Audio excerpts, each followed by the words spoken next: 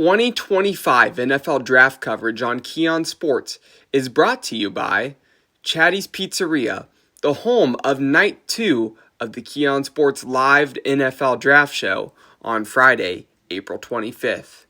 In the heart of Bay Village, at 28611 Lake Road, this incredible pizzeria offers a full menu of food and drinks. They have everything from a casual dining experience to the romantic setting of a long-awaited date night. Their food is made on the spot with fresh ingredients and classic recipes that the entire family will enjoy. From a cozy spot in the igloo to the party room, everyone will be taken care of. Call 440-471-4485. That's 440-471-4485. Or email info@Chatty's Pizzeria for reservations for the upcoming prime rib night. North Olmsted Sportsman Club. They offer a little bit of everything that the true outdoor sportsman would enjoy. At NOSC, memberships are open to everyone from novice to master. For those just starting, the Ohio Department of Natural Resources sponsors several adult and junior programs open to the public at NOSC. Everything is provided free of charge, including equipment, ammo, and targets. Also, don't forget Ladies' Night. Find out more about one of North Olmsted's oldest and most prestigious clubs at North Olmsted Sportsman's Club. Cement Mason Local 404 Union. Whether you are an experienced journeyman or an apprentice, their doors are open for you to join the union. Current and future demand for skilled craftsmen necessitates an apprenticeship program that takes into consideration practices of one of the world's oldest trades, along with instruction in new techniques, applications, technologies, and materials.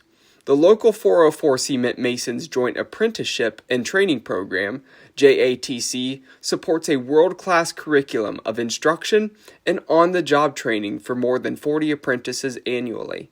Union Cement Mason skills are honed with the most comprehensive apprenticeship training program in the industry. And JBL Roofing and Construction, with 25 plus years of excellence in roofing and construction, this family-owned and trusted company is your first choice in roofing needs. Experience the difference with JBL Roofing and Construction. You can find out more about them at jblrc.com. There are some really strong defensive tackles at the top of this position group in the 2025 NFL Draft class. Welcome back. I'm Cole McDaniel, and it's time to talk about those three players, and we're going to dive in here right now. At number 3, Derek Harmon of Oregon, formerly Michigan State. Harmon has a lot of versatility thanks to his big, heavy frame and his ability to move for a big man. He could be a 4-3 defensive tackle, 3-4 defensive tackle, or even a 3-4 nose tackle.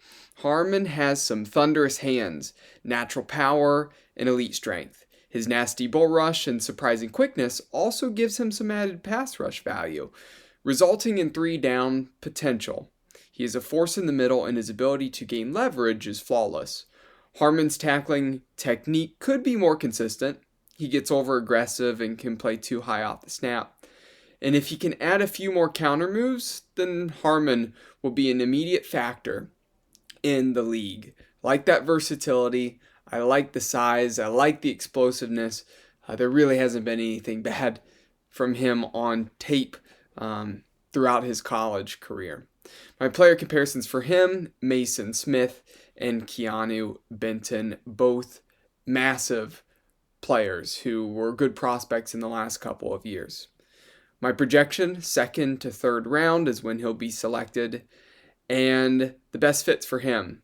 He'd be a really great fit with the Buffalo Bills, as they need another defensive tackle, potentially a player who could be a starter and be part of a 3 or 4 man rotation. The Pittsburgh Steelers and that 3-4 base defense, like I said, he could play some nose tackle, he could play some defensive tackle. Doesn't matter where you put him in that scheme, he's going to make an impact. In the Kansas City Chiefs, him in the middle with Chris Jones would be very, very formidable. You'd have the weight and the bulk of Derek Carman with the length and pass rush ability of Chris Jones. And my wild card is the Seattle Seahawks in their 3-4 scheme. In his versatility, staying up in the Northwest could be a great fit.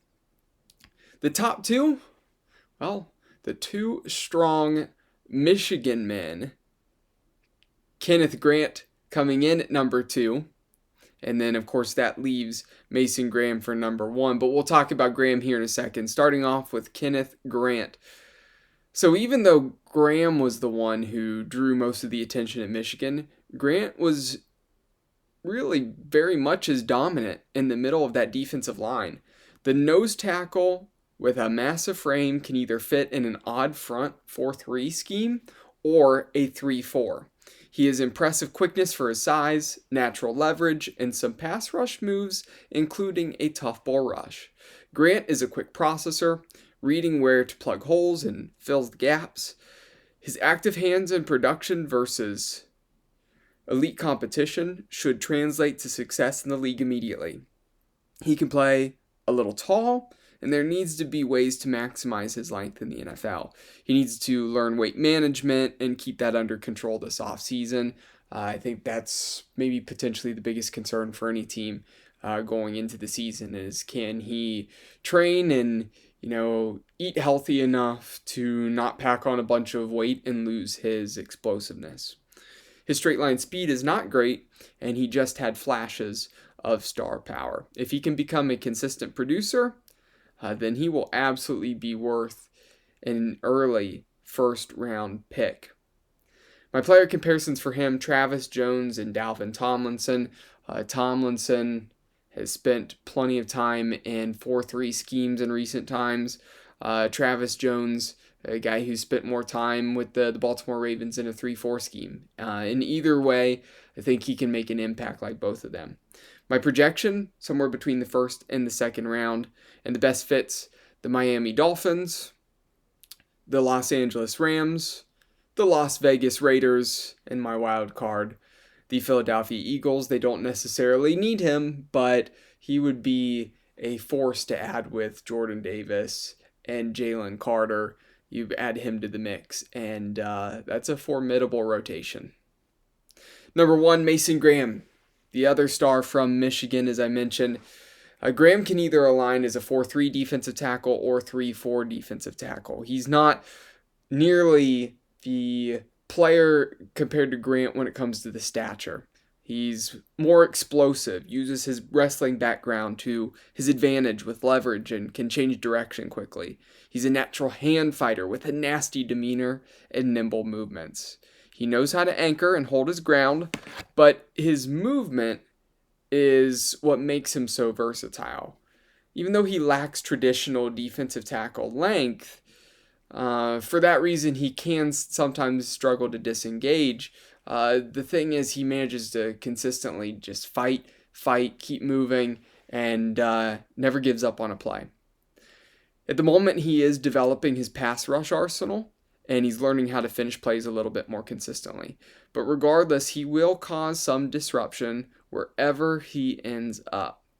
Now, my player comparisons for him, they might not be quite as big of names, but I think size-wise and the way he plays can fit these guys a little bit better than maybe some others.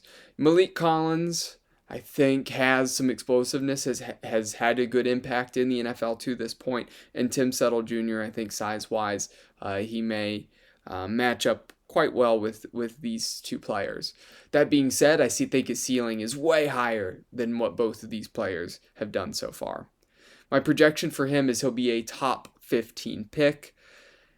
And my best fits for him, the New York Jets, the San Francisco 49ers, the Arizona Cardinals, and the Pittsburgh Steelers. 4 teams where I think he would fit in well, make an impact right away, and I think all 4 of those franchises would love having Mason Graham in the middle.